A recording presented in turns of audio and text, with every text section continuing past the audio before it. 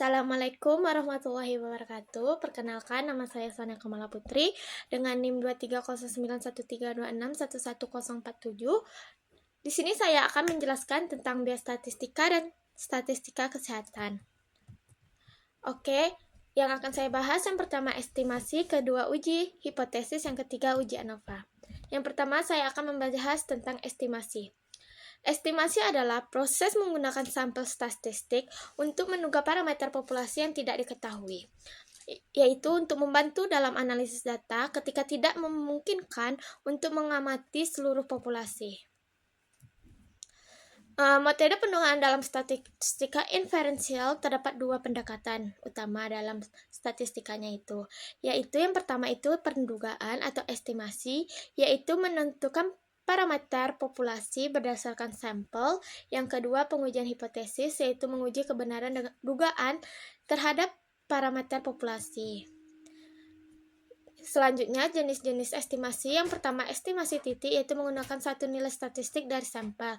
Kelemahannya itu tidak menunjukkan selisih dengan parameter sebenarnya. Yang kedua, estimasi interval, yaitu menggunakan nilai yang mencakup parameter populasi dengan tingkat kepercayaan tertentu. Kita akan membahas tentang kegunaan estimasi itu untuk memilih dan membandingkan sampel acak dari populasi yang sama. Itu jika populasi normal, itu mean sampel juga normal. Kalau jika populasi tidak normal, itu mean sampel mendekati normal seiring bertambahnya sampel.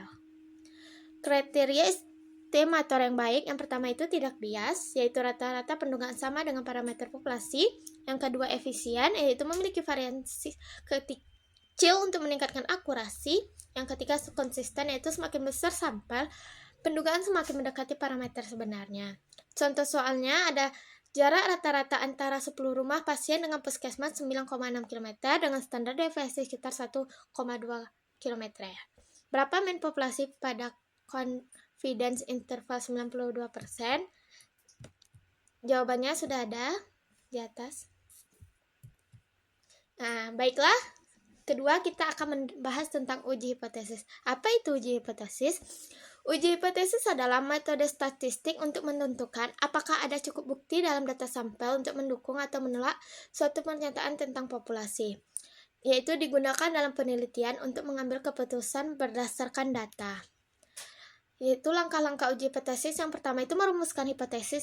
Kalau hipotesis 0, itu tidak ada perbedaan atau efek. Kalau hipotesis alternatif atau yang biasa juga disebut HA itu ada perbedaan. Yang kedua itu menentukan tingkat signifikan, biasanya itu pakai 5%. Yang ketiga menentukan statistik uji.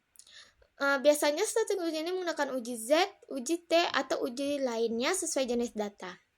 Yang ketiga menentukan daerah kritis dan keputusan. Bandingkan hasil statistik dengan nilai kritis untuk menolak atau menerima. Untuk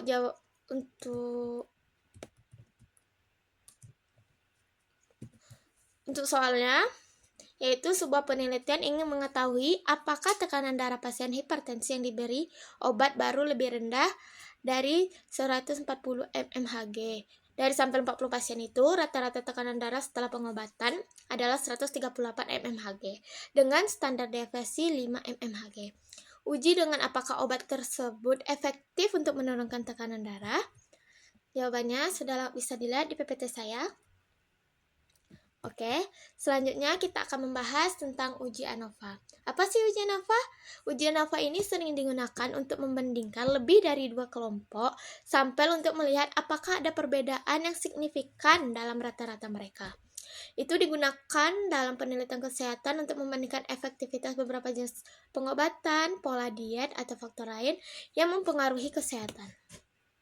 Jenis ANOVA itu, yang pertama itu ANOVA satu arah, itu membandingkan rata-rata dari lebih dari 2 kelompok berdasarkan satu faktor. Contohnya itu membandingkan tekanan darah antara 3 kelompok pasien yang diberi obat A dan obat B dan tanpa obat. Yang kedua itu ANOVA dua arah, yaitu membandingkan rata-rata berdasarkan 2 faktor sekaligus. Contohnya itu membandingkan tekanan darah antara 3 jenis obat dengan mempertimbangkan jenis kelamin pasien, yaitu laki-laki atau perempuan. Langkah-langkah uji ANOVA itu yang pertama merumuskan hipotesis yang sama kayak yang tadi. Oke, contoh soalnya, sebuah penelitian ingin membandingkan efektivitas 3 jenis terapi terhadap kadar kolesterol pasien. Sampel terdiri dari 30 pasien, masing-masing 10 orang pada diet A, diet B, dan diet C. Hasil rata-rata kadar kolesterol setelah diet itu, diet A 190 mg/dl, diet B 180 mg/dl, diet C 175. Standar deviasi dalam kelompok 8 mg/dl. Uji dengan apakah ada perbedaan signifikan antara diet. Untuk penyelesaian soalnya bisa langsung dilihat dari PPT saya. Oke, sekian dari saya. Mohon maaf bila ada kesalahan. Assalamualaikum warahmatullahi wabarakatuh.